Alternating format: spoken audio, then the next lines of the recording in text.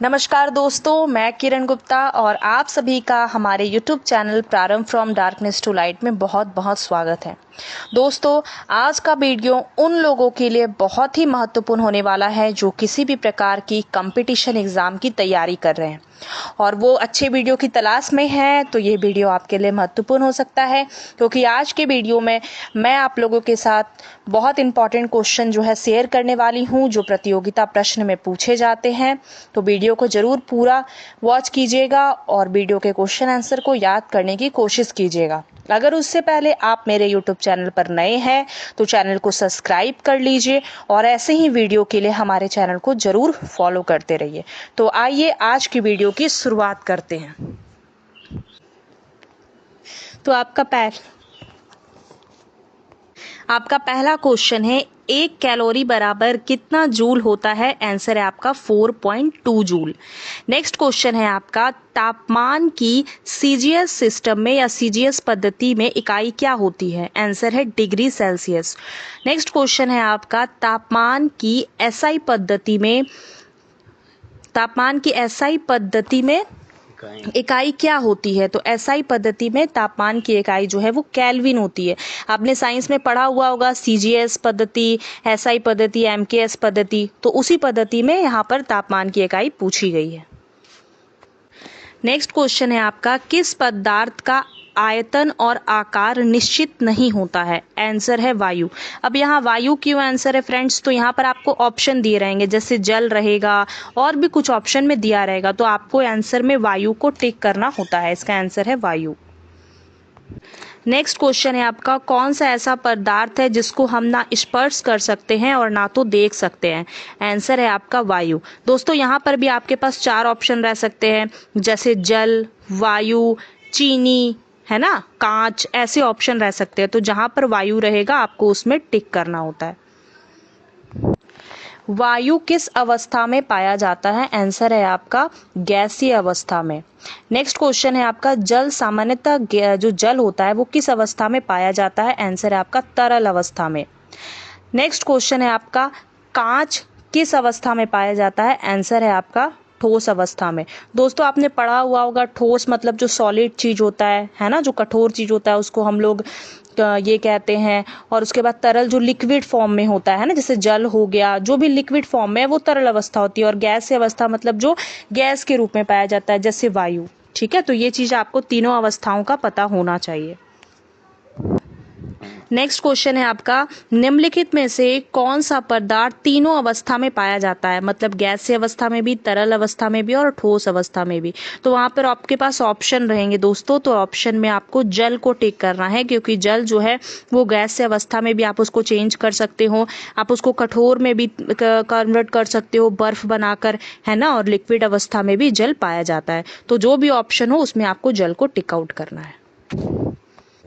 Next question है आपका, कौन सा गैस जलने में सहायता करता है? आंसर है आपका ऑक्सीजन। नेक्स्ट क्वेश्चन है आपका, एक सामान्य मनुष्य का शरीर का तापमान कितना होता है? आंसर है आपका 37 डिग्री सेल्सियस। नेक्स्ट क्वेश्चन है आपका, प्रयोगशाला थर्मामीटर का परिसर कितना होता है? परिसर मतलब दोस्तों यहाँ पर रेंज पूछा जा रहा है, तो आंसर है आपका 10 डिग्री सेल्सियस से 110 डिग्री सेल्सियस तक होता है। नेक्स्ट क्वेश्चन है आपका, डॉक्टरी थर्मामीटर का प्रयोग क्यों किया जाता है? आंसर है आपका शरीर के ताप को मापने के लिए। नेक्स्ट है आपका, थर्मामीटर में कौन सा द्रव्य पाया जाता है? आंसर है आपका पारा। मतलब एक तत्व जो होता है पारा, वो थर्मामीटर में उसका प्रयोग किया जाता है। नेक्स्ट क्वेश्चन है आपका, किस प्रकार की थर्मामीटर में विभंग पाया जाता है? आंसर है आपका डॉक्टरी थर्मामीटर।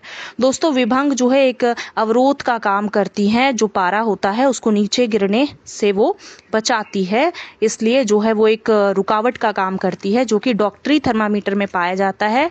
नेक्स्ट क्वेश्चन है आपका, किस प्रकार की थर्मामीटर में विभंग नहीं पाया जाता है? आंसर है आपका प्रयोगशाला थर्मामीटर। नेक्स्ट क्वेश्चन है आपका, डॉक्टरी थर्मामीटर का परिसर क्या होता है? आंसर है आपका 35 डिग्री सेल्सियस से 42 डिग्री सेल्सियस होता है।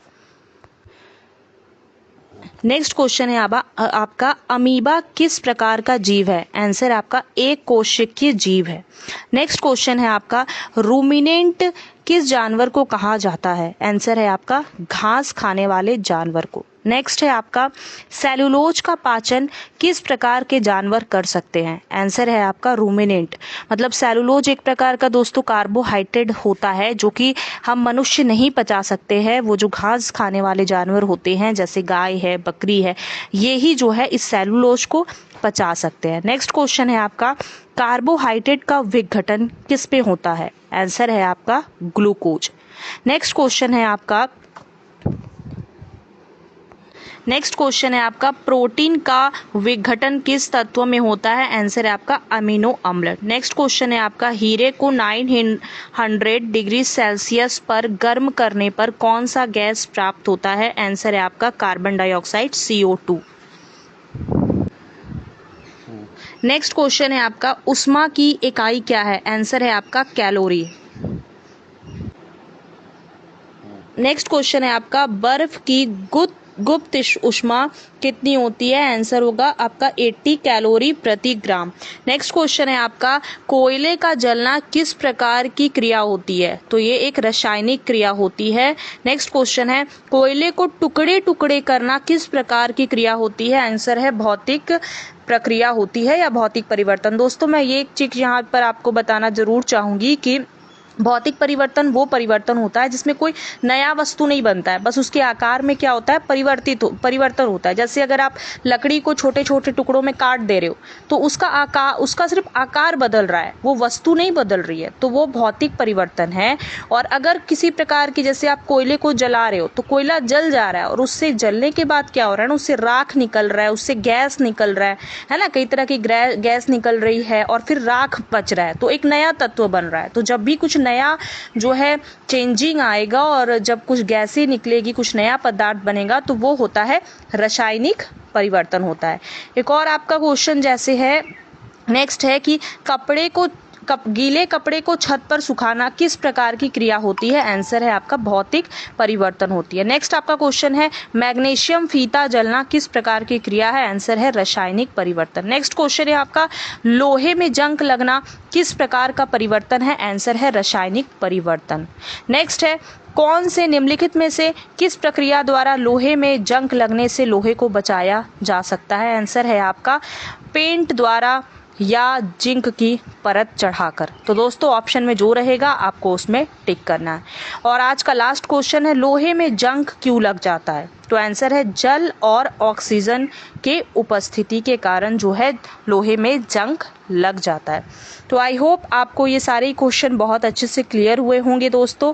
आप 2-3 बार इस वीडियो को वॉच करें और वॉच करते करते ही सारे क्वेश्चन आंसर इसी वीडियो में याद कर लीजिए। अगर वीडियो अच्छा लगा तो वीडियो को लाइक कीजिए, हमें सपोर्ट कीजिए। फिर किसी नए टॉपिक में हम मिलेंगे किसी नए वीडियो में। तब तक के लिए स्वस्थ रहे, मस्त रहे। धन्यवाद।